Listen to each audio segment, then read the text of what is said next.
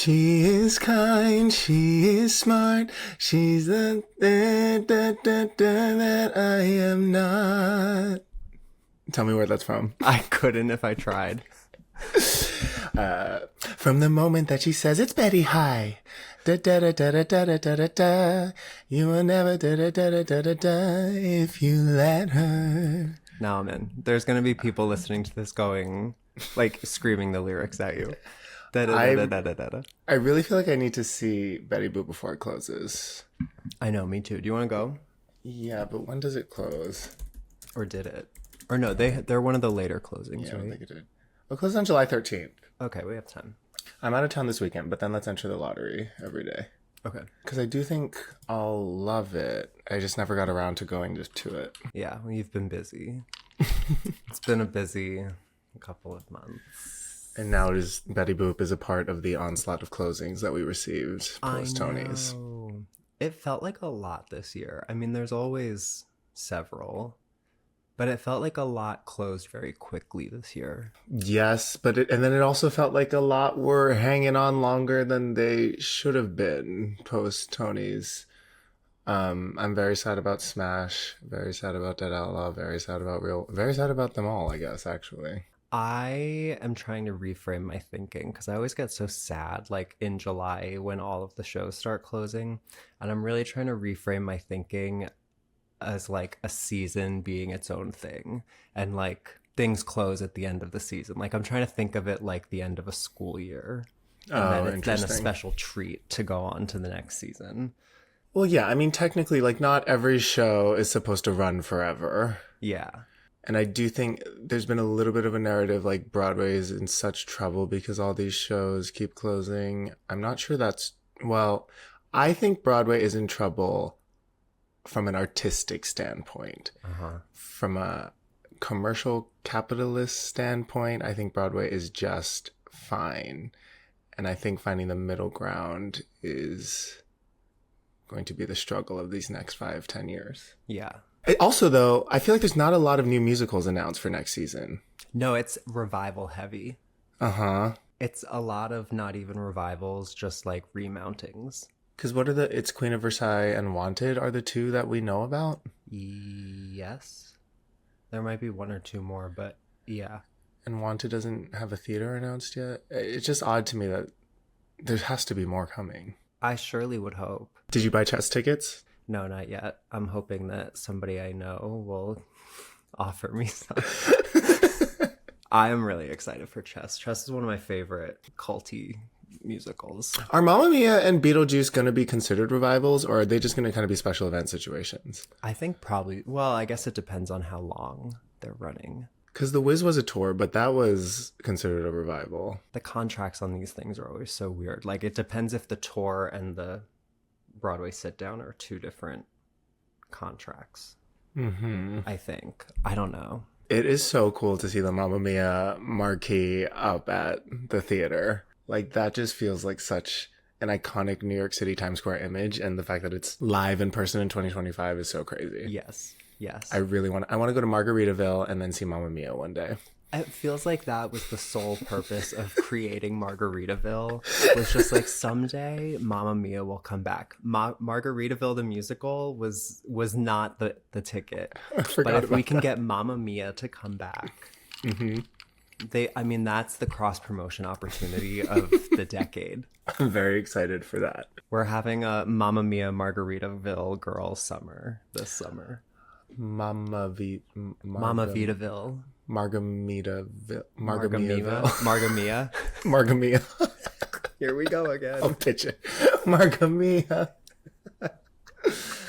No, I'm excited. I'm excited for this next season. I feel like fun stuff is happening. Sad about all the closings, but thank you next, I guess. Thank you next. I'm excited for Ragtime as well.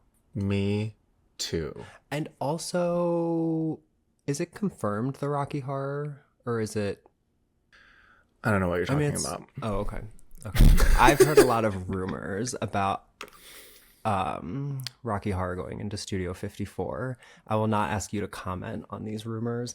I will just say that I have been hearing about a Studio 54 revival of Rocky Horror since I started at Roundabout in 2016. I was going to say, when we were at Roundabout, I feel like they were talking about reviving Rocky Horror. Yes. I mean, I don't know how much longevity a Rocky Horror revival has. You think if it's done right and with a cool angle, it could run? I think it could run at least through the end of the calendar year. You couldn't turn it into like a Starcasty thing? That's well, just I kind think of fun? that would be the opportunity, would be if you could get like B-level pop girlies to do 6-week stints. Mm-hmm. Especially as like, if you can get like hot young things to be Brad and Janet, like those are the easiest roles to stunt cast in, and I feel like Just little shop it. you know what I did watch since the last time that we spoke? Nice and Normal? No, but I did listen to it. I was trying to move us into our Kiss of the Spiderwoman. I gave such an impassioned plea for you to watch Next to Normal.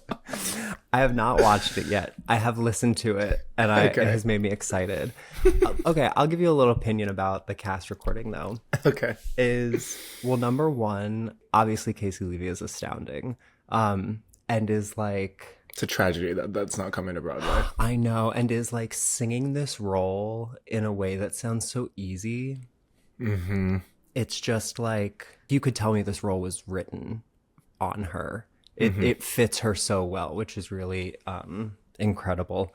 Probably be a little higher if it was written on her. Yeah, but it's so like nice and sustainable. It's like it sounds like she can do it 8 times a week, no problem. Sure. I love Jack Wolf as Gabe. I think he really is like nailing the sound of the show. Obviously, I haven't watched it, so I don't know about his like performance, but I love his vocal performance. I'm Alive is great. I'm Alive is great. He like nails the Americanness of the sound, I feel like he sounds really like American musical theater, which in that particular show I feel like is important to translate. I'll watch it soon. Now that Connor's back, we'll watch it. I was in Spain for the last 2 weeks. Yeah. Desperately. How's your head?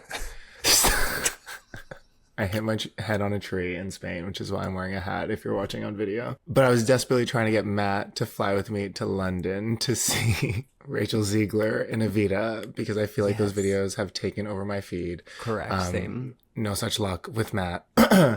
However, I am very, very excited to either see it there or here whenever that does end up working out for me. Yeah, yeah. She sounds insane. She sounds insane. Another one where it's like, you're singing this like it's easy. Mm-hmm.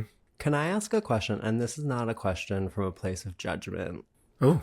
Do you know, like, what the Che is covered in at the end of the show? Like, I respect the choice. I'm not judging the choice. But, like, with Sunset Boulevard, I'm like, oh, it's blood. Like, it's blood because he dies. And this looks like like a birthday cake situation. I do not know. I do not care. I'm not complaining. I am excited to find out.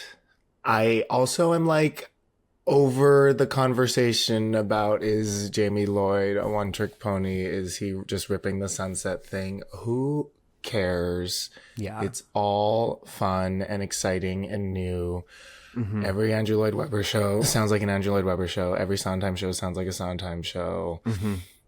There are other directors with calling cards as well. Look at a Casey Nicholaw show. Look at a Jerry Mitchell show. Yes. Instruments on stage. Look at an Alex Timber show. Like, it's all... Everyone has their thing. People have trademarks. And this is fun and exciting. And, like, giving a new life to ALW shows, which I'm very grateful for. It sounds good. It looks cool.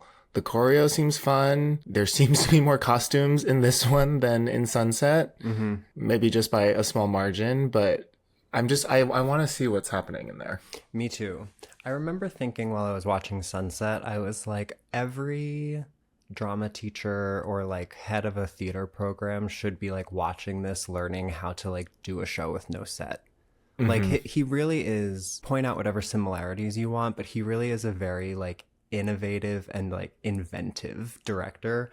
So I'm sure it's fine. I'm sure I'll agree with the reasoning for the cover. I just am curious what it is. Yeah, me. What is it? Because it's like blue and white. It's like right? it's several colors, Which, like, blue and white is the Argentine flag. Maybe it's like a political. Maybe it is supposed to be blood. He's covered in the political blood Maybe of the it's people. Paint.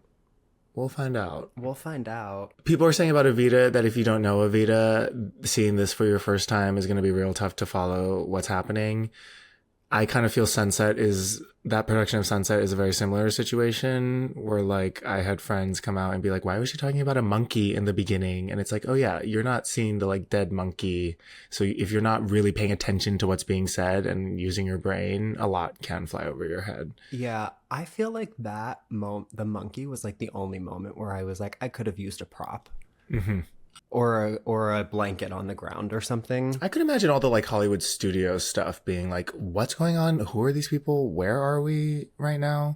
See, I feel like people who are saying that, I actually feel like the lack of all the other stuff made it easier to follow. Interesting. The score, because there's less distraction. So it's like if you're actually like, and especially a show like that, it's so sung through practically that it's like if you're listening to the score, I found it easy to follow along. But I guess maybe I know the show already, so maybe. But that's also, I'm a little curious why people are saying that about Evita, because I feel like Evita, the score really lays it out for, like, you were just following the story. It's straightforward, yeah. And it's telling you what's going on, and there's a narrator kind of taking you through it. There's literally a narrator. There is someone direct to audience saying, and now she's moving to Buenos Aires. And now she's marrying. The money kept rolling in. I can't wait to hear Rachel Ziegler sing Rainbow High. He sounds great, too. He does. It's like so sexy and sultry. There's an audio of Rainbow High out. There's an audio of everything out there. I know, but I haven't listened to it yet, but I will. It's so good. Oh my God. Rachel Ziegler, we love you. Mm-hmm. We love you. We've loved you since West Side Story. No, that's a lie. We've loved you since YouTube. Since YouTube. Since Shrek at your New Jersey high school. I know. She's a Jersey girl like me. Wait, Quincy, one more thing before we talk to our guest today. Have you seen the trailer for Kiss of the Spiderwoman starring Jennifer Lopez? That is going to be a very sentimental men coded film experience. When does it come out? Sometime in the fall. I forget the exact date. Hold on. This fall? This fall. It's coming out around Wicked time? In a couple months, yeah. Interesting. Bold. Yeah. Probably before Wicked. It's giving like September to me. I thought it was going to be starkly after Wicked had wrapped October up its journey. 10th. So like 6 weeks before Wicked. Interesting. So they're trying to sneak in right before people start paying attention to Wicked. Fascinating. Okay. I mean, the trailer does look phenomenal. It looks fabulous, and it's really giving. I mean, I think it like says this in the in like the voiceover, but it really is giving like role she was born to play. Because it's like she looks fabulous. She obviously, they can like really make her dance in a role like this, which is great. I think that's like a strength of hers that she doesn't always get to use on film. And I think something that's so important to that role is just like the je ne sais quoi, like the it factor. And she just has that. Which she does have. Yeah. And so I really... It just like, it's perfect casting for her to be this like glamorous movie star that like this gay prisoner is obsessed with. Like, it's perfect. And it feels like the perfect thing for her to be doing in her career right now. It's so good. Like of all the musicals that she's kind of been like attached to or whatever like happened to that Bye Bye Birdie? It's gone. It's done. They have officially pulled the plug. But even like this, I think is a better fit than that. Or like when, like I remember when like the In the Heights movie got greenlit, they were like, well, J-Lo's going to be in it. And I'm like, oh, interesting. As who? I'm excited for it. Did not realize it was coming out so close to Wicked. I know. We'll be blessed. Oh, Kevin, I'm going to see Cynthia Erivo in Jesus Christ Superstar at the Hollywood Bowl on August 3rd. My God. I'm so... jealous. That's amazing. I'm very excited. And wait, who's Pontius Pilate in that? Who's the other headliner? I'm not sure if it's Adam Lambert is in it. Oh, as not Judas. As Judas. That's right. Cynthia and Adam. No, I'm super excited for that. I can't wait. I have a wedding in New Jersey on the 2nd, and then I fly to LA on the 3rd and see the show on the 3rd, and then I fly to Hawaii on the 4th for a vacation. Well deserved. Speaking of the Hollywood Bowl, today's guest has performed there. What a segue. Quincy, today we're talking to Anna Gasteyer. Long time coming. An OG wish list item for us. Well, let's talk about how this actually happened. Yeah, let's talk about it. So when we first started the podcast, she was like a dream guest. And then we, in our like early TikTok days in like 2021, posted a video of her doing Defying Gravity and then commented on that video, our own video, saying, at Anna Gasteyer, we would love to have you on the podcast. And then obviously forgot about that. And then I got to work on Once Upon a Mattress, but I didn't want to like also ask her to be on the podcast as I was working on the show because it felt weird. Mm-hmm. And then randomly a couple weeks ago, she responded to our comment from 4 years ago saying, yes, hi, I would love to. And then her social person reached out and we got it together. So 4 years later, she saw our comment and replied. Which just goes to show, shoot your shot, guys. Send the DM. Make the comment. It was really funny. No, it is really funny. It's like at any point that we could have stopped making the podcast, I'm glad we didn't, because this long game really is insane. Okay, let's go through her mile-long resume. All right. So yeah, really a mile long because she works. So Anna Gasteyer was, of course, a cast member on SNL from 1996 to 2002. Wow. She's got like plenty of iconic impersonations, sketches. Celine Dion obviously is like one of the more famous ones. I feel like she sang a lot on SNL, but she never in a way that was supposed to be like impressive. Like it was always part of the joke or just like part of the impersonation.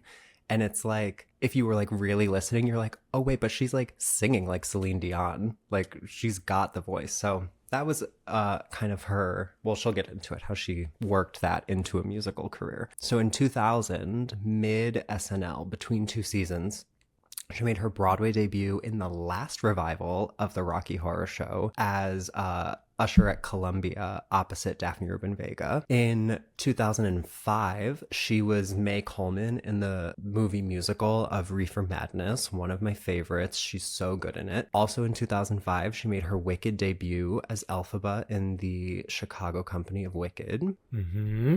In 2006, Mrs. Peachum in the Three Penny Opera. In 2006 also, Elphaba in Wicked on the Broadway. In 2009, she's back on Broadway as Kitty in The Royal Family. In 2015, a personal favorite of mine, Mimi Schwinn in A New Brain at City Center. You're gonna have heart and music. And I'm just remembering her falsetto story. Yeah. Okay. In 2016 and 2017, she did some of those live musicals. She was Principal McGee on Grease, and she was Mrs. Schwartz on A Christmas Story. I think Grease is my favorite live. It's one of the best. Or maybe Hairspray? I think Grease was better. Really? Because I think I had a dream about Maddie Ballio last night. Do you want to talk about that? I just remembered. But she wasn't Maddie Ballio from the Hairspray Live. She was just Maddie. She was just a character in my dream. Maddie from accounting. Sorry, continue. In 2019, this is very important to me because this is my favorite show on television. In 2019, she competed on The Masked Singer as the Christmas tree. She made it pretty far too, if I remember. And she's like the perfect kind of person for that show because it's like hidden vocal talent, but when she takes the mask off, you're like, oh, I know who this is. Sometimes they take the mask off, I'm like, who? Yeah. You actively watch The Masked Singer? I absorb The Masked Singer like I absorb no other show on television. Wow. They pump out like 3 seasons a year and I am in it. I keep notes of who I think it is. Interesting. It's very catered to the way I think. Because you get little clues and then it's just like voice recognition. I would be an excellent judge on that show. You know what show I'm hooked on this year for the first time ever? That's taken I over can my life? guess. Love Island. Yeah. That feels right. It's so good. I've never watched it before. There's 5 episodes a week and they're all an hour long, and it is such a commitment, but it's such fantastic television. Yeah, I know. I do feel out of the conversation because I didn't start it on time. Like, I didn't start it with everyone, and now I just feel like... It's impossible. I took a week off when I was in Spain, and then I realized I was falling so behind, so I had to like buy a VPN and like try and figure out how to download it in Spain. But it's so good. Anyways, continue. Anyways, in 2024, Anna was back on Broadway as Queen Agravain in Once Upon a Mattress. Her other theater credits include Aunt Deb in the Kimberly Akimbo play back in the day. She was Miss Hannigan in Annie at the Hollywood Bowl. She did Funny Girl at Pittsburgh CLO. She did Funny Girl and Hair Actors Fund benefit concerts. We love those. On TV and film, of course, we know her from things like Mean Girls, American Auto, Suburgatory. She has 2 studio albums, 2014's I'm Hip, which is a collection of jazz standards. And then in 2019, her Christmas album, Sugar and Booze, which is so good. I love Christmas music. And I feel like people don't really talk about her album. Mm-hmm. It's really Is it good. as good as Adena's Holiday Wishes? It's as good. And it's a lot of original music too. Like, it's a lot of like comedy songs. All right, I'll add it to the rotation this year. Add it to your Christmas and July playlists. Mm-hmm. I don't think I've ever laughed as hard in an interview. Yes, I really liked doing this interview. I'm almost concerned to start the edit of it because I feel like it's going to meander quite a bit. Yeah. So just ride with us, guys. Yeah. In this interview. I also feel like she showed up ready to gag us. She was like... I don't even think she was like ready to gag us. I think she was just like stream of conscious flowing. And giving us really great stories. Gossipy, nothing like juicy, crazy or bad, but just like really interesting stories. I'm excited. You guys are really going to like this interview. Yeah, really some really fun stories that I feel like probably haven't been shared before or shared in as much detail. She even made a comment about how she would like typically abridge these stories, but we seem like the type to people who would, yeah.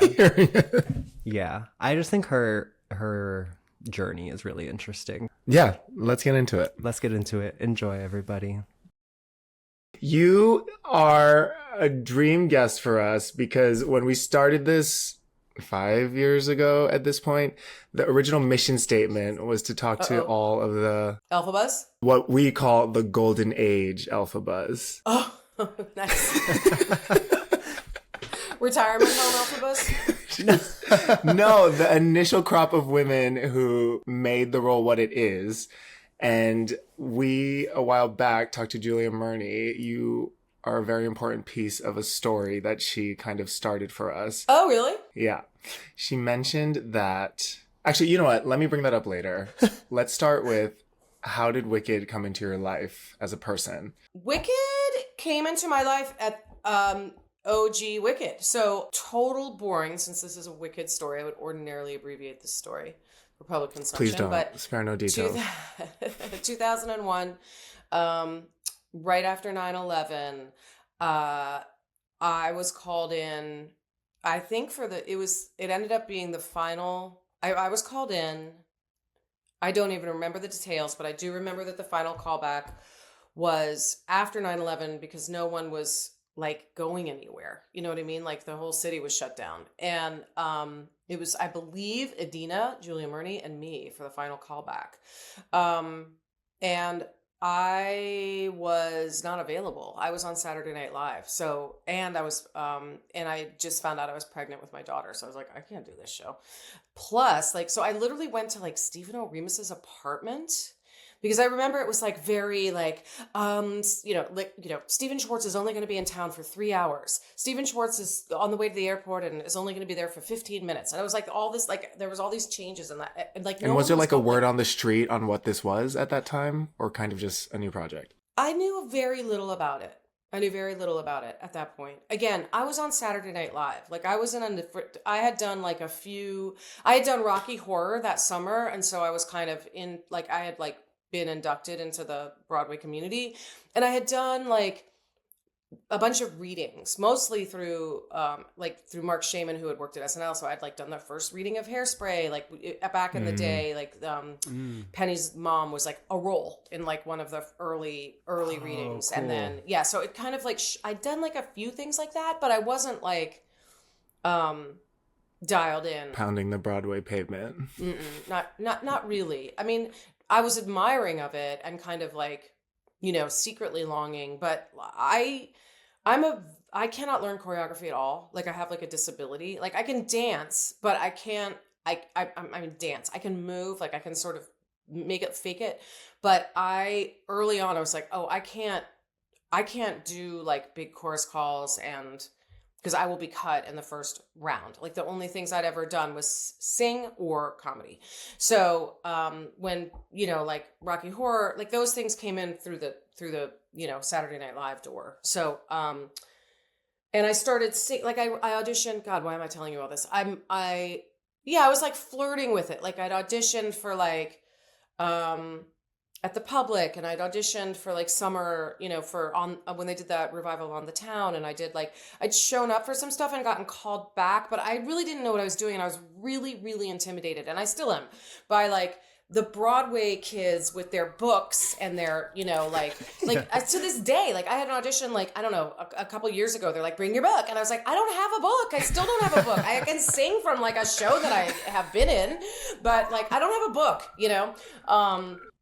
And you know, whatever, like God forbid, like you get thrown any like the words that will like freeze my intestines are like, and then they would love to like work with you and the choreographer, and I'll be like, movement I'm call. out. Like, Yeah, that's like just don't waste my. I mean, in fact, I wish I would have spared myself many humiliating experiences if I had just listened to my gut and been like, I don't do that.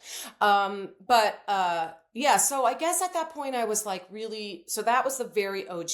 So I went to Stephen O'Remus's house apartment, which was a disaster. It was like a postage stamp in Hell's Kitchen. And I remember it was like, you know, those like shower curtains that like are kind of semi-permanent, like vinyl, and it was broken. Like it was at like an angle. I was like, what is this? What is happening? And he and all I remember is, and he played the music, he played Defying Gravity, and I was like, oh, that is way too high. I can't, like, I mean, it sounds so negative, but I remember just being like, I can't sing this. It was so high. It was so high. I was like, that's really high. What's that note? And I didn't even know, like, I hadn't been taking voice. I was a voice major in college. I was a music school dropout. I found comedy. I did comedy, and singing was like a party trick at that point in my life. And then I did Rocky Horror, and then I sort of like started to reverse. I did some ensemble stuff, and, you know, like in these readings or whatever. And had you done Funny Girl at Pittsburgh CLO by this point? I hadn't done anything at this point. The point that I'm telling you, I was still on Saturday night. I was like, I think I like Broadway, but I'm not sure. And I was obviously, as I've told you, by the 75 embarrassing stories that I shouldn't have shared in the public. Like I had a lot of anxiety before I had like about preparation and about how to do it. And was there a club, like a way to be? And I do think that Broadway kids they're more disciplined than other, I don't know, I just had a thing in my head. Like if you didn't go to dance class every day, and this is why I, you know, because to back it up even further, when I was like a opera voice major, like Northwestern didn't even have a music theater like program then. You were either a theater major who did musicals, but that was like your side hustle, you know? Right. And it's the Midwest. So it's like, I did one musical while I was there. There's this big review there called The WAMU Show. I did that my freshman year. Like I got in, but everybody was like kind of mean to me. And because they told me, they're like, we thought you were like a lesbian English major. Somebody told me that. Can you believe that? And it was fun. Like I was like, and it was exactly, by the way, what I do. It was like comedy sketches and singing. Right. So, but anyway, all these people, like this girl dropped out because she got into Disney Tokyo. Like all those Midwest kids, like they were like Six Flags every summer, and like they'd all been taking tap class since they were like, you know, in the womb. Like, so it was just a different, like, and I just didn't feel equipped when I got, like I've said 5,000 times in New York. I was like, I don't even know where to begin with that. Like I am just going to excuse myself from this situation. So then when casting, when people would call me in, I was kind of like, oh, I'm an amateur. I'm a, it's like imposter syndrome is everything, everywhere, all the time, right? How do we teach people not to have that? Because it's such a useless waste of time. Yeah. So I was convinced I was an imposter, in summary.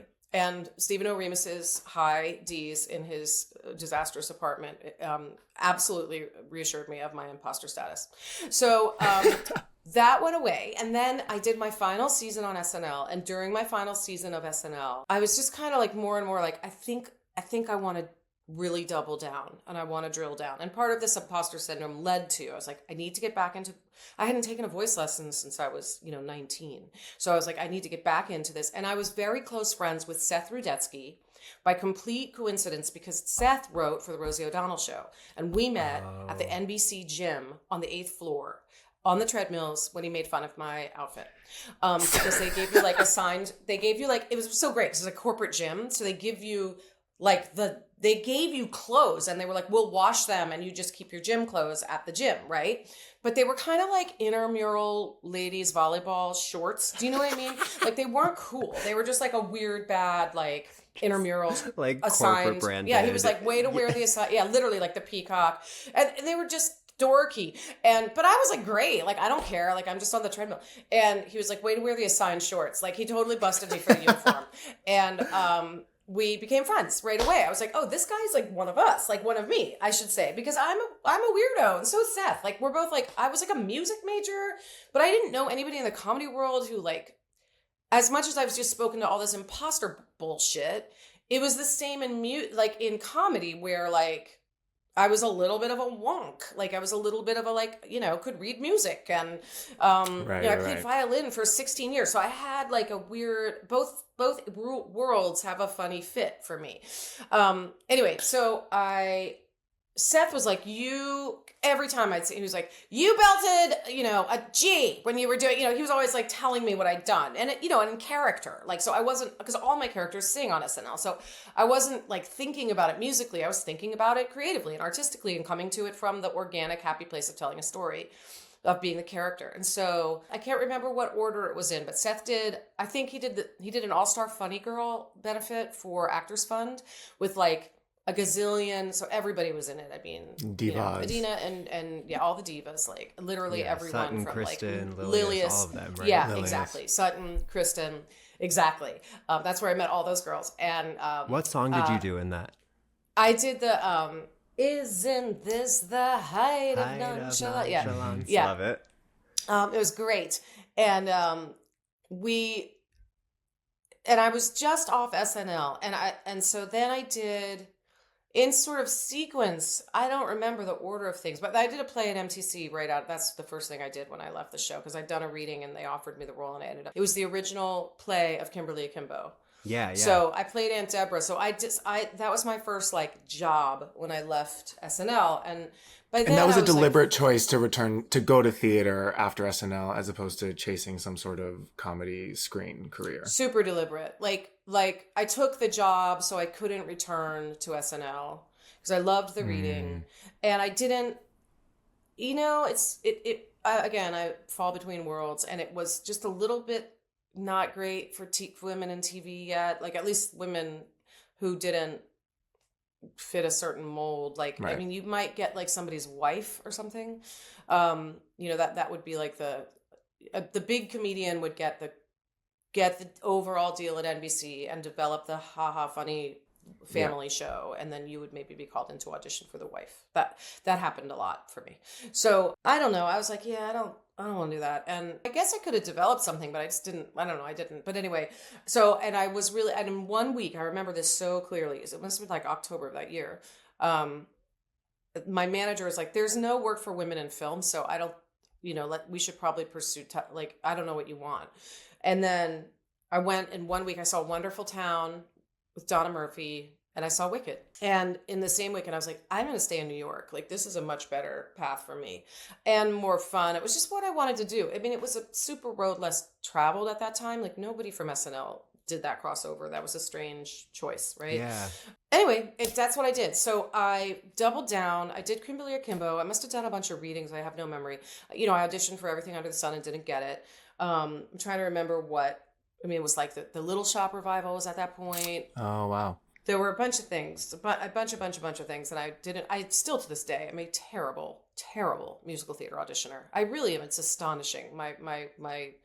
I mean, famously, let me tell you the falsetto story one day, but, Ooh, okay. Ooh, please. Yeah, it's really a bummer because it's so much work and the level of preparation is so above and beyond, by the way. Like, I love that, like, actors are like, you know, in SAG or furious about going on tape for things. And I'm like, Right. Try musical theater auditioning. It's like 32 pages of sides and 300 pages of music that you have to learn and be maybe you'll do book. 5 pages when you get And there. maybe you'll do 5 pages, and it's like the least friendly room in all of auditioning. It's like 4 scary people behind a table very far away, and that none of that has changed. Do you know?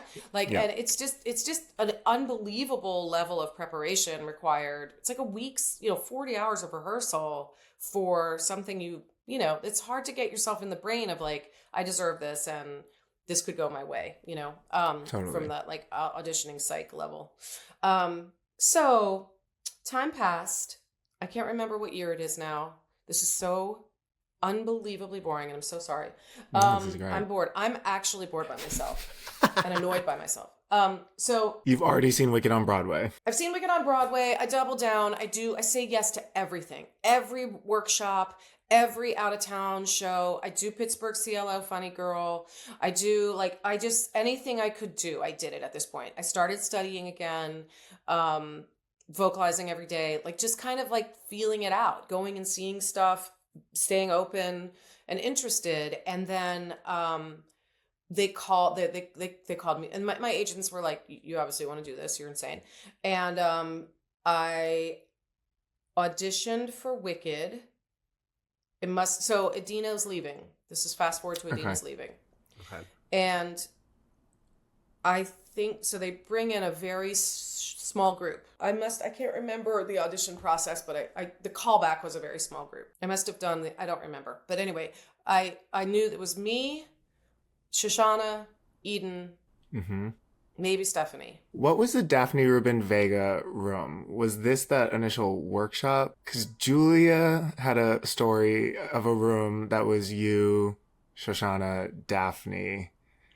And she recalled it as being for OG Elphaba and Adena. I feel like Quincy, you're thinking of is pre-workshop.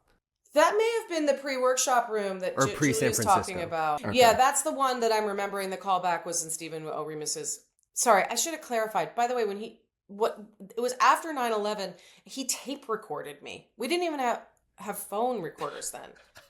And I think he played Where's that tape?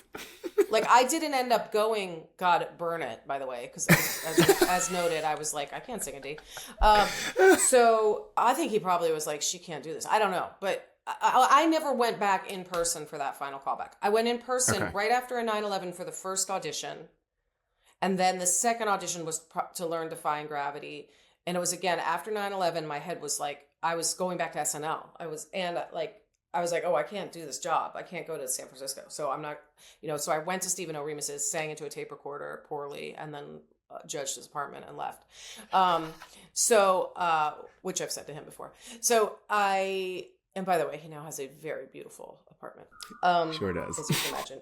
Nicely appointed. I don't remember Daphne. And the reason that I'm shocked by that is Daphne was my dressing room mate on Rocky Horror. We were very, very close. Yeah. Friends. Right. We are friends. So, and I don't think of her as a high belter. Well, she recalls being called in for Glinda, which was interesting news to us. No, I think Alice Ripley told us she Oh, was Alice. called in for Yeah. Glinda. Alice was Glinda. We were all Okay. in Rocky Yeah. Horror together.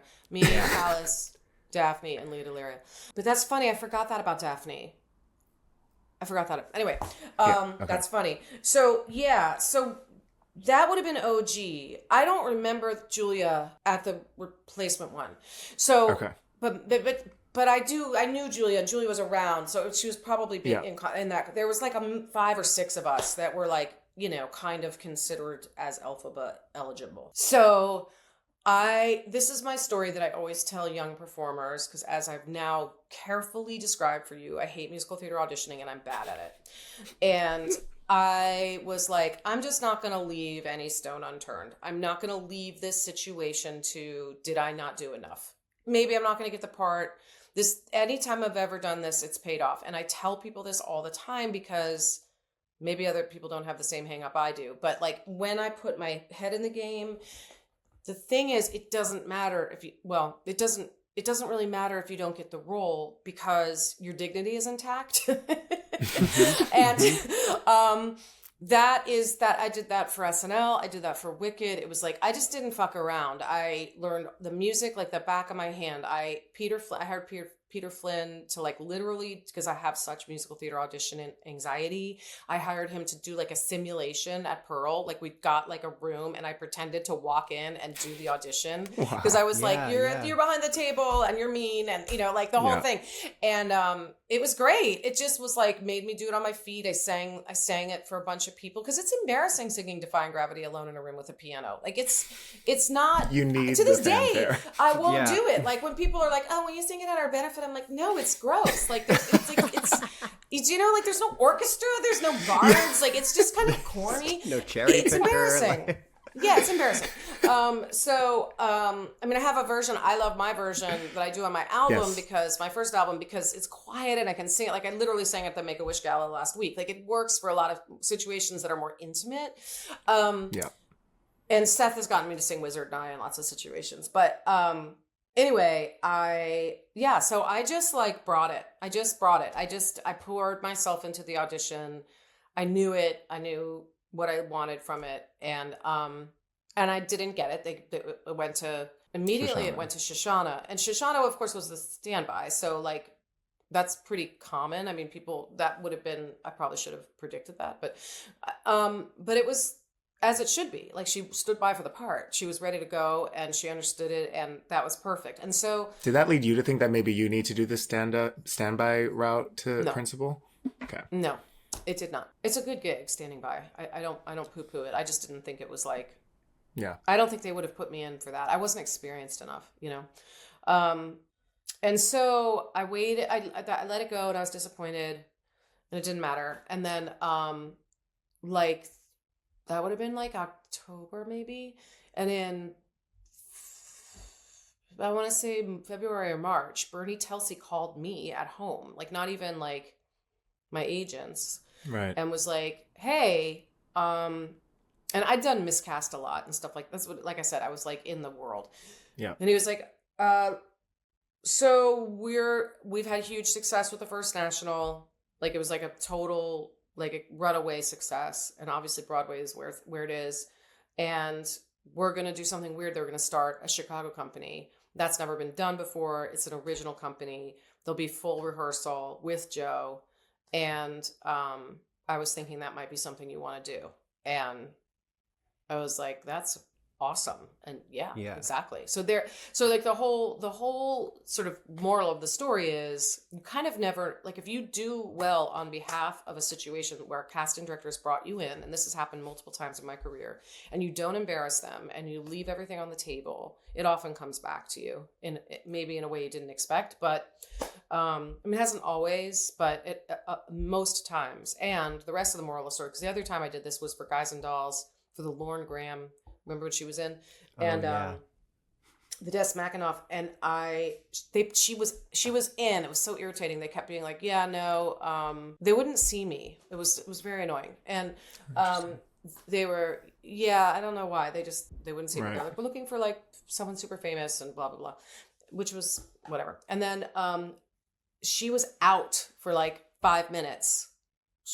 They were like, Lauren Graham's leaving. I think it was probably like a negotiation move. Sometimes they do this where they actually did this to me during Kimberly Akimbo too, where the musical, they're like, if you can't like commit 100%, we're going to go out and audition people, which is smart for them.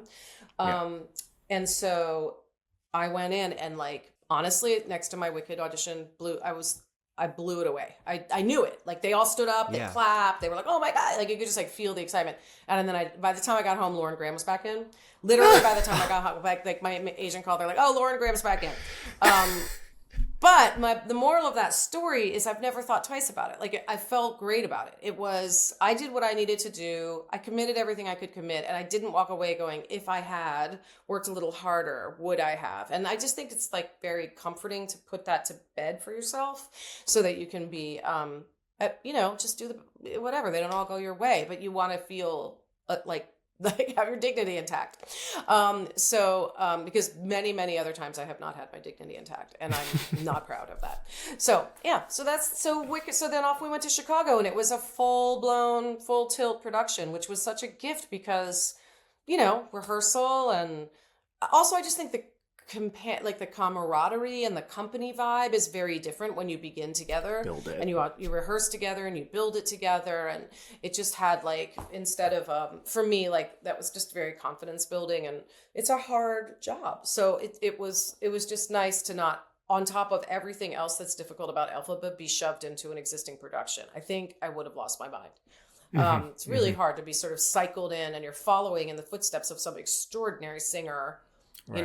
It's just a lot for the brain to process all at once. Was that like Elphaba comparison culture a thing yet when you were starting the Chicago company? It's Broadway. I mean, I was, and people were suspicious of me. I was from television. I understood, I mean, I was super hard on myself. Now I listen to it. I'm like, I was fine. Like, I don't know. But like, when you're, yeah, of course. It wasn't as bad. Like, remember the internet was very different at that time, which is part of the reason no one knows I did Wicked, which is a little like I'd be like, you did Elphaba, but I mean, the second a bootleg went up, they would like cease and desist that. There was no slime tutorial, there was no there was nothing.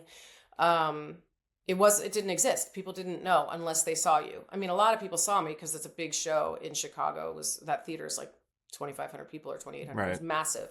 But it still wasn't the same as, where it is now, of course. Was there any kind of like comfort or like safety that you felt doing Elphaba for the first time in Chicago as opposed to in New York? No. Only because it was like such a legit company. I mean, no. I mean, I might have, but no, Elphaba's Elphaba. Elphaba's really hard. Yeah. And and it was so, my daughter turned 3 on my first performance, like on my first preview. Wow. Like I had a baby, like I was a toddler going into rehearsal and I had like, it was just a really hard job. It was as hard as Saturday Night Live. It's very, very, very hard.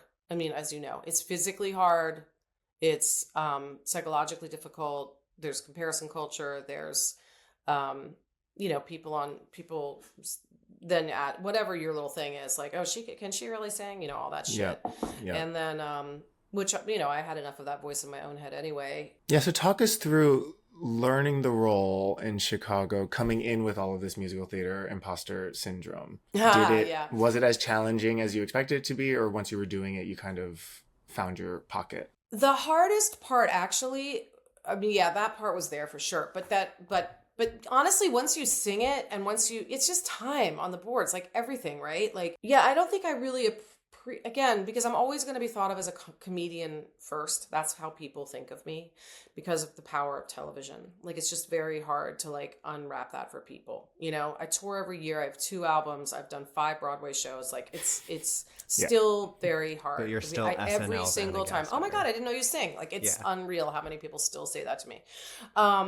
Which is kind of a relief to be at this age where I'm like, yeah, I do. It's not smug, but like rather just like, it's a piece of me and I get it. Like I understand why that's confusing to people. And in fact, I've had arguments with like my band leaders over the years because I know that I have to be funny in my shows. I know that like 50% of the people showing up for my show, no matter what, maybe except for in Chicago where I had a lot of Wicked fans, they're showing up for a comedy show. And there's literally no thing that would be worse than coming to see a comedy show and having someone lean against a piano and sing a ballad. Like, what a nightmare.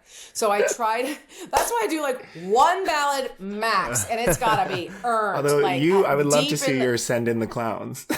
Yeah, thank you.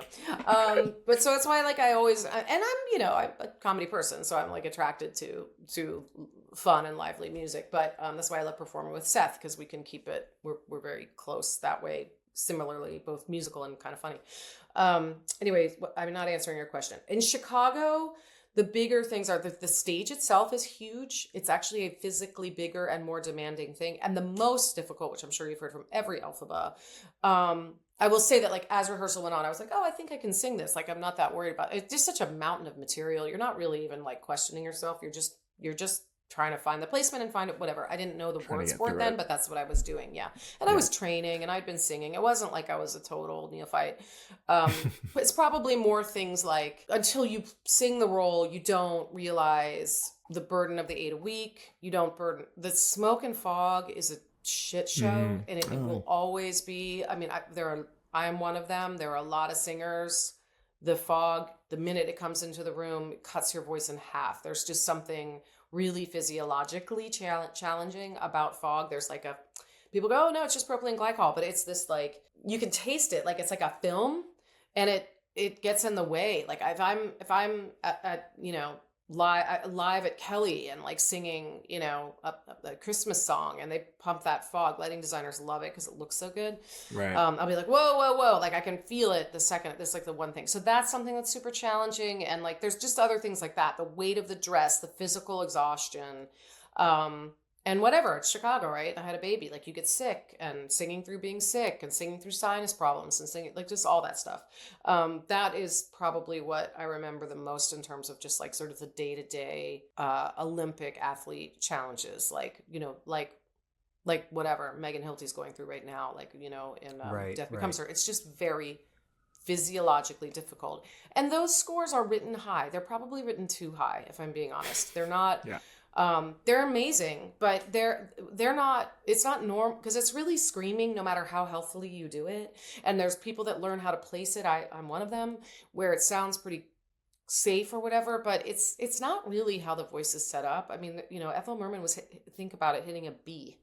Those were all of those like high notes in like Gypsy or whatever. That's a B. And now it's like a regular F and G. I mean, that's super, super high. So, I think it's just hard on your body. Like, it's hard. And how did you go about crafting the character? Because something that has been a through line of a lot of the actresses we talked to who played the role is they point to you as being the actress who unlocked the comedy in Elphaba and like showed them that Elphaba. Huh? David Stone likes to say that, yeah. Oh, yeah. I mean, I think that the role is written funny. I think that people who are defensive are funny often. Yeah. I mean, she can come across as a real nudge, Elphaba, but she can also, like, if you look at it differently, like, it's a funny defense mechanism. And I think that's what Joe is funny. Joe's a funny person. And so I think it just kind of came, Mantello. And so it just came organically. I mean, I think probably the harder part is, and I understand this when you're developing something, Kristen was the funny one and Adena was the earnest one, like that was just like, they're trying to distinguish the two characters. But the thing that Kate is very funny, and we're still very close. I mean, we were literally texting yesterday. Again, my closest friendships have all been developed through laughing together. Like my best friends in high school, my like girlfriends, if I think about that, like people that I've laughed very hard with, had common ground with. So for us, I think that was just a way in. And she's like a very pragmatic little gal, that Kate, and she's has her little, voice. It's so funny with all the Glindas, because they tell you, it always makes me laugh because they say something very serious with that very high voice. But early on she was like, we're playing best friends, so we're gonna be best friends. It was like she pronounced it, so I was like, okay, great.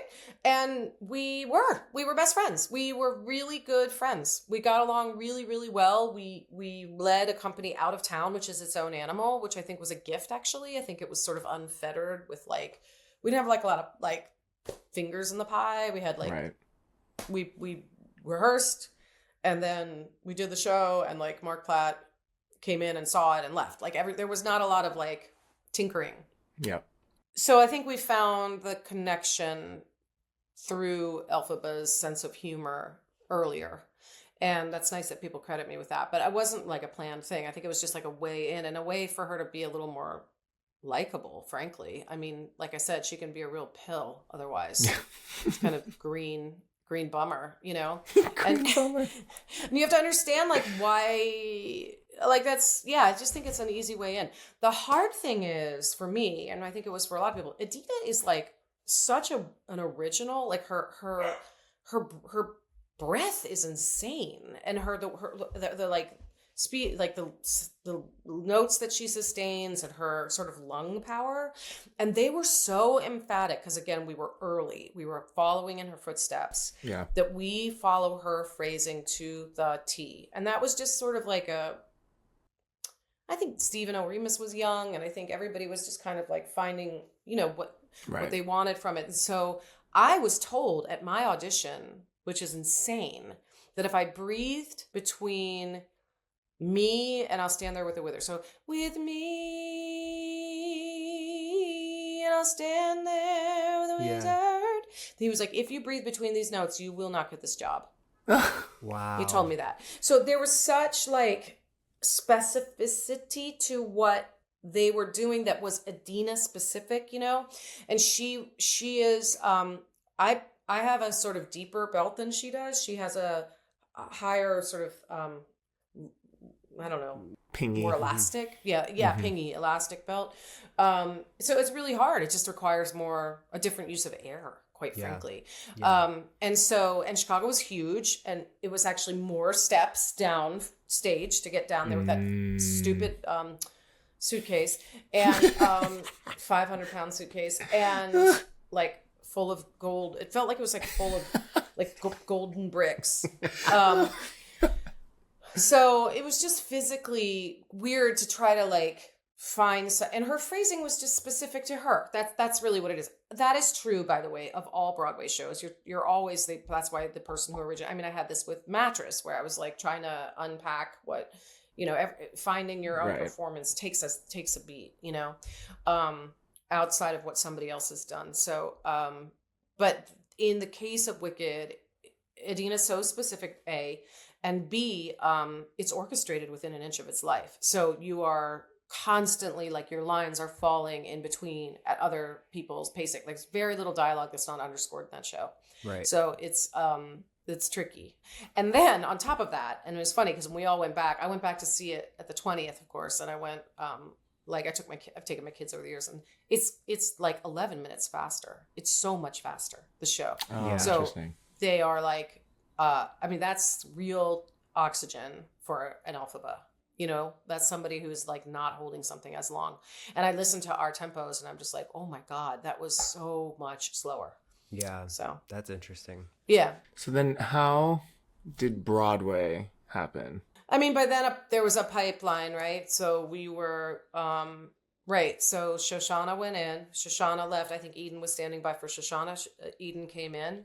And then I left Chicago and I did Three Penny Opera on Broadway. And then as soon as Three Penny Opera left, I went into Wicked. And you wanted to do Broadway after your Chicago experience? Of course. Yeah. And by that point, were you feeling in control of the role? Oh yeah, I mean, I played it for a long time in Chicago, so I loved it. I mean, it wasn't. I'm speaking negatively. It probably sounds that way, but it was not a negative experience. It was an extraordinary experience. I mean, there were hard things about it. Like it's easy for me to remember the hard things. A, physically hard, but B, the other thing is we were the only game in town, right?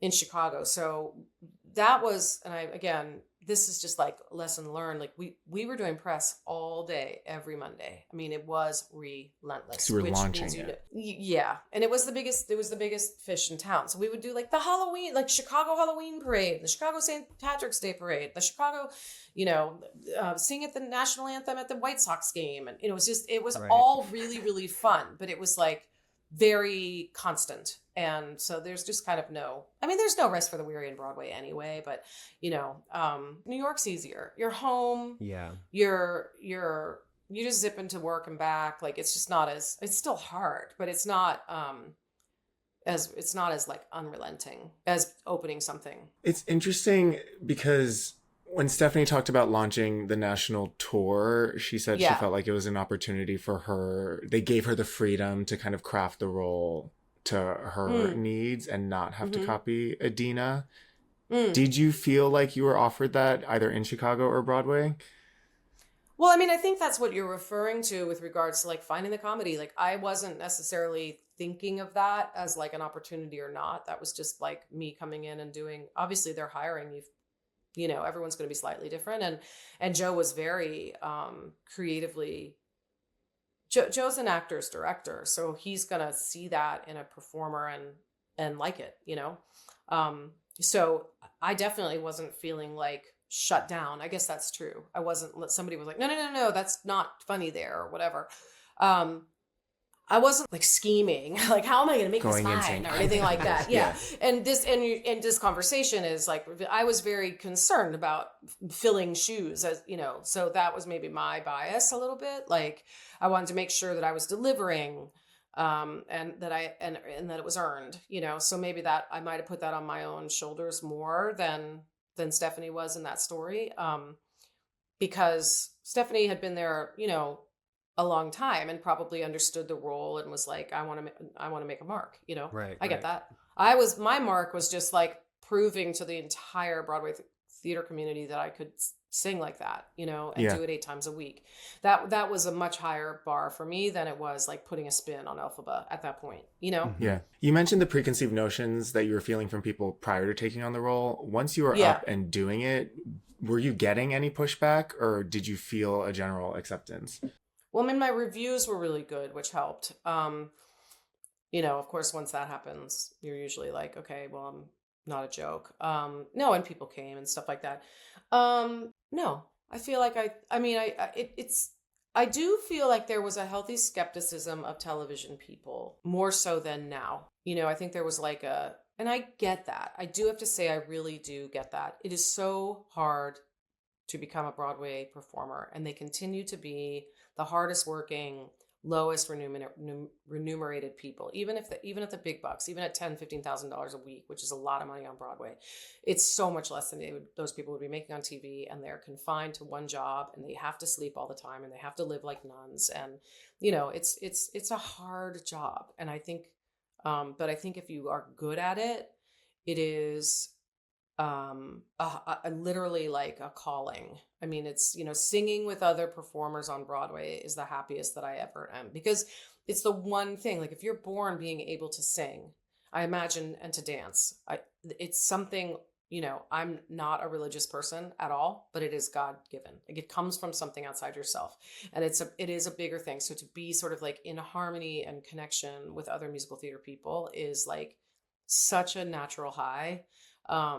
But it's hard, man. But I also can say that like when you're really in the flow, like when you're in like, I don't know, tech for something that's like pretty good, that's about to open, and you're like, I think this is going to maybe be really fun, you know, whatever, the like legacy robe ceremony, like all those little things that like bring people together. It's a club that you can't, I would imagine my son is a competitive runner. Like, you can't define it for other people outside the club. Like, it's just a weird thing. You were born with a mutant skill, and you've met your other mutants. And so I definitely know that I'm a part of that now. I mean, it's been a 20-year, you know, I took 14 years between Broadway show number 4 and Broadway show number 5. But I did, you know, all those televised musicals, and I've, you know, done albums, and I've toured, and I've done it enough that I know that I have a gift that's not, that not everybody gets, and that I have to take advantage of, and that I'm lucky to have, and that there are people who are better at it than me,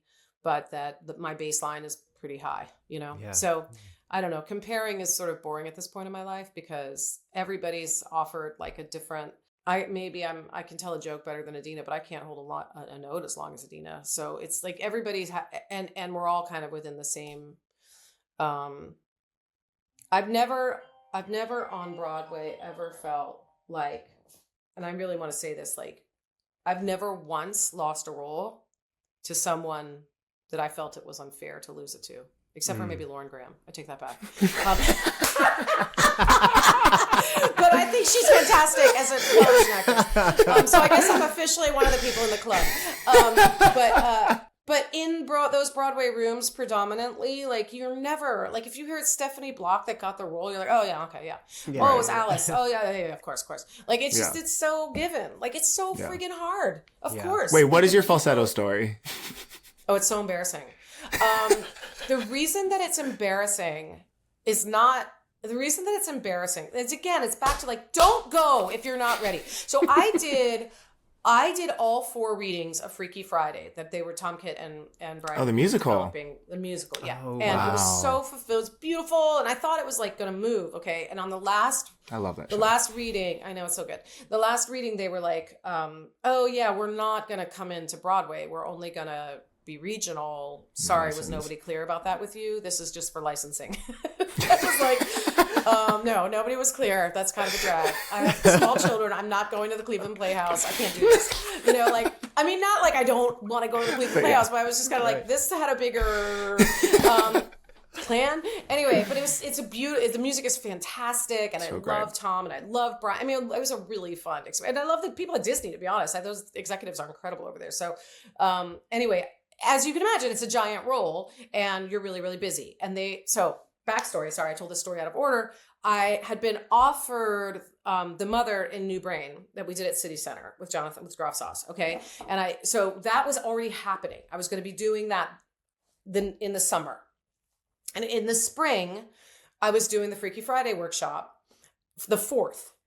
And so much music, so much, singing your balls off, like Elphaba level, like, the whole for a week, belting. And they called it was maybe like 5 days. It wasn't a lot of time. And they were like, hey, they want to see you for Falsettos. And it's just going to be Bill Finn, James Lapine, who had just cast me in A New Brain. Right. And Jordan Roth, and who'd given me my first job, which was Rocky Horror. And I was like, I can't learn. I'm breaking down. I'm doing the Freaky Friday workshops like all week long. I don't have time. And this is, again, we're like, this is such a life lesson, such a lesson learned. And by the way, I think audition stories are worse than hearing the stories of people's dreams, but it's like at that level. So I'm mortified that I'm sharing this. I've now said so many things that we should just start over. But anyway, yeah. So net, the moral of the story that I will continue to say throughout the story is, don't go in if you don't feel like you can. Like, if your gut is telling you you're going to chunk it, don't bother. Like, there's the voice in the back of your head. I know that, like, you can't be predictive, but it's never, in my experience, your gut is always going to win over your head. Right. And especially because we've all established that I have something of an imposter syndrome, and I'm bad at musical theater auditioning, right? So I especially don't have, like, the gods on my side on this one, right? It's not like I'm going to go in and wing it. Like, look, if I'm going into, like, a TV comedy audition, I'm a comedian. Like, I know that I'm going to improvise. It's probably going to be funny if I'm charming in the room. You know where that doesn't work? Okay. Breaking down, you need the beats down. You need to know what you're doing. And it was an agent I was with for 1 year, and I literally went right back to my old agent. I as soon as this happened, he was like, oh, just go in, it'll be fine. Tara Rubin says it'll be fine. I was like, okay. So they called and they're like, well, you can go. I called again. I was like, I don't know this song. I don't feel prepared. I really don't know this song. And this is, like, a really hard song. And I mean, it's just an acting song. And it's also just not like it's a very specific musically, musically, it's not Send in too. the Clowns, it's not like it's so they're like, bring your book. And I said, I don't have a book. Okay. Famously, I do not have a book, and have shared many times that I don't have a book. Here's, so they're just go. So I go an hour early. I meet with Vadim. I'm terrible. I barely know the song. I'm panicking. I'm already, like, Did you just have to do sweating. Breaking Down, or did you have to do Holding to the Ground too? I just had to do Breaking Down. Okay. But Breaking Down is like 18 pages, 15 pages. journey. It's a lot of pages. It's a whole 3-act play. Yeah, it's right. So I go in, I go, listen, I just want to put this out on the table. Like, I'm not prepared. I don't know this. I've been in a workshop. I just want to apologize in advance, right? And they're like, don't worry about it. What do you have in your book? Just sing something from your book. I don't have a book. I know. And by the way, it couldn't sound like a bigger dick. Being like, I don't have that. Like, what? It's not that I am proud that I don't have a book, by the way. I just don't have a book. Like, it's just like a fact. I'm embarrassed that I don't have a book. I didn't go to musical theater school. I didn't go to Carnegie Mellon. I didn't go to CCCCCCM. I didn't go to Michigan. Okay? I don't have a book. I don't have a book.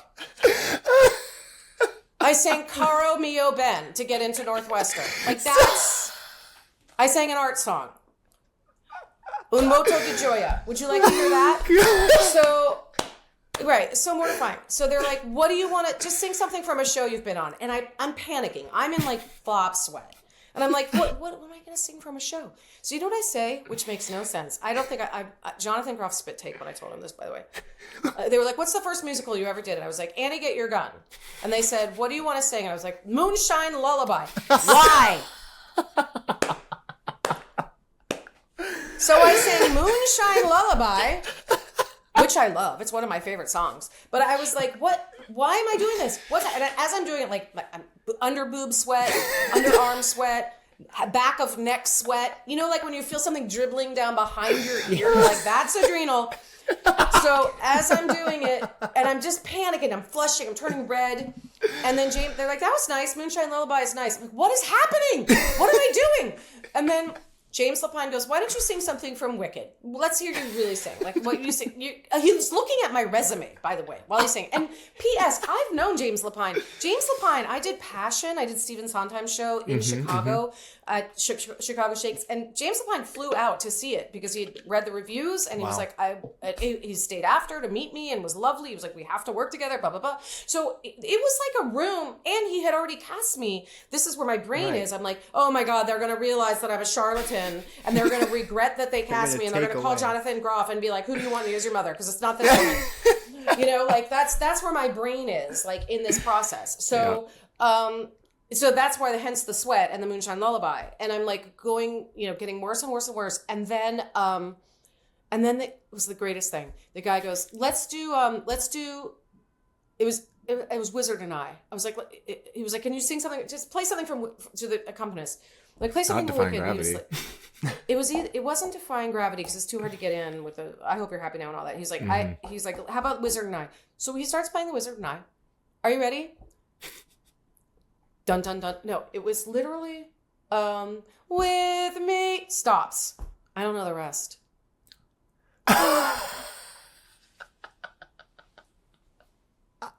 Oh my God.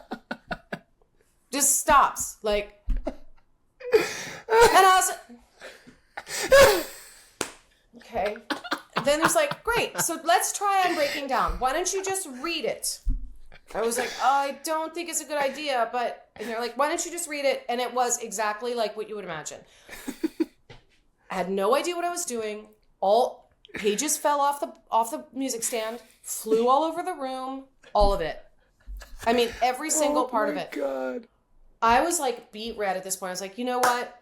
I'm not going to waste your time any further. This is so humiliating. I'm so sorry. I started to like gather the pages off the fucking floor, like they fall in. They're all, you know, I'm like bundling them and running. I couldn't have gotten out of there faster. I was like starting to cry at this point because I was so mortified. I was like, let me just come back another day. Like, can I please just come back another day? This is so, I knew I shouldn't have come in. I'm so mad that I did this. Yeah. And by the way, she's never called me in again. What a surprise.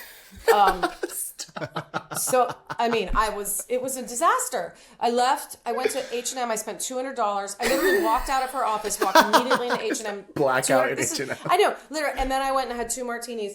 It was like all I could do. I was like, by the way, so the whole audition cost me shame, 2 martinis, and $200. So awful. It was really like the last music theater audition I've done. Now that I'm thinking about it. And then I did A New Brain. And then and then I called my agents and I was like, can I please go back? And they're like, yeah, yes, they'll have you back. And then I called to follow up. They're like, they cast Stephanie Block. I was like, got it. Perfect. And scene. Cut.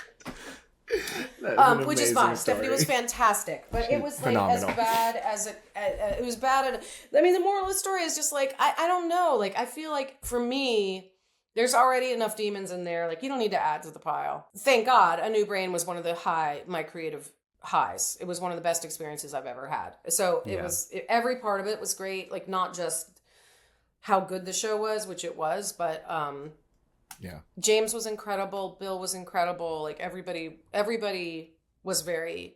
I felt it was redemptive. You know, I did not get in my own way. Yeah, and I didn't let it. I was like, I'm just not gonna. What can I do? Like, I blew it. So let's go. Just like be at a beautiful show and have a great time, which we did. Totally. Okay, before we wrap up, we have to ask you. We have two questions for you. Oh, can I ask a question first, and then you ask that question? Yeah. All right. So something that a lot of Elphabas tell us is that they are waiting for their moment to return as Madame Morrible. Is that something you would consider? No. I will never, ever play Madame Morrible. First of all, like, famously, Seth Rudetsky and I have covered this so many times. No, it's like a bit. Like, I'm like, and no. It's like playing, like, Mama Bryce.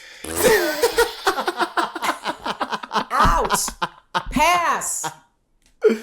Ask yourself, what would Bernadette do? What would Bernadette do? What would Bernadette do? She would never play Madame Morrible. Patty would never play Madame Morrible. Do not play Madame Morrible. Hell no. Oh my God. I mean, I understand why people play it, and I thought Rondi Reed was unbelievable. I mean, unbelievable in our performance. But no. Also, people have been trying to make me play Madame Morrible. Like, it's like, even doing Queen Agravain, I was like, it's a comedy. So kind of what you were asking all along is like, I sang Elphaba, but at the end of the day, people all I really still get offered is like after Elphaba, I was offered Roz in 9 to 5, you know, like things like that, where I'm like, no, I didn't sing Elphaba to play Roz. Like, I could have done Roz. There's nothing wrong with Roz, by the way. But, like, in terms of, like, carving your own terrain, like, I was not vocally doing what I was doing in order to do that, you know? I mean, I'm a little mellower about it. Like I said, Queen Agravain, I was like, awesome, fun. I get to. Is there a part of you that wants to do a hyper dramatic role on Broadway? Maybe. Vocally, yeah, maybe. But I mean, like, it was great. I played Fosca, like I said, and there are some roles like that of course I would want to play. I mean, everybody wants to play Mama Rose. Everybody wants to play. I don't know about hyper dramatic, but you know, yeah, music's different. Music's so emotive, but I'm happier. Yeah, I don't think I would want to play Madame Morrible in summary. Good. I love that for you. I love that for you so much. Okay. Are you a Wizard and I defying gravity or No Good Deed Elphaba? It can mean whatever you want it to mean. All we ask is that you explain why. Well, No Good Deed's my favorite number in the show, far and away. It's the easiest placement. You're warm already. You're hot in the show. The fury is really easy to access. I feel like it's such a great marriage of a song and intention. Like it's you know, I'm writing a musical right now, and it's like very, you know, when you find those moments that are a song that is such a incredible storyteller. I mean, they all are, all three of those songs. He's a genius, but that way. But No Good Deed it's such a turning point in the story. It's such a huge turning point in the story because you have to be on Elphaba's side as she turns wicked. You have to understand really where her sense of betrayal and frustration comes from, and that so much of it is coming from love. And I think that song does that really beautifully, extraordinarily, actually. Are you writing a musical for you to star in? Sort of. Rachel Dratch and I wrote a parody of the Hallmark films a couple years ago called Clusterfunk Christmas that was on television. Yeah. And we are developing it with Jeff Richmond into a musical, a holiday musical. Love that. So we are playing, we're like the B story. We're not the stars because we're not young Hallmark looking people. But it's really fun. Yeah. That's awesome. That's amazing. And then I also have this character, September L. Davis, that I've done for the last gazillion years, and we've written her apology tour, which is a show that I just tried out for the first time last week at Ars Nova, and we're developing that possibly to come here, which would be incredible. And that has original music from fake musicals, so that we've written. Cool. So we have Tom Kitt wrote Tom Kitt and I wrote some of them, and Sam Davis, who's an incredible orchestrator, wrote some of them. So we have numbers from Hindenburg and a show called Death Race, and a fake Lin-Manuel show called a song called Quantum Love from String Theory. And we have all these like fake songs that are fantastic. So that would be exciting. Yeah, that would be fun. I mean, and I'm definitely starring in that because this character is a very problematic diva who, this is her amends tour. She's making amends as she pursues her 6th Tony. Thank you so much for coming on. I love your passion for the theater community, and it was so fun to talk to you. I love theater, and I love show folk. So I possibly will never be called in for another audition after this conversation. And it was a great goodbye to the theater. You had a good run. I'm not getting Morrible. That phone call's not coming. We're just waiting for the first Elphaba to go back as Morrible. Yeah. Someone's going to do it. Has no one done it yet? Not yet. But the time is coming. Do they all want to do it? No, but someone will at some point. A lot of the more recent Elphabas say they would like to. More recent? Oh, they're too young. You know what? When you hit 40, you start thinking twice. Hilarious. All right, friends. All right. Be well. Thank you so much. It was so nice talking to you.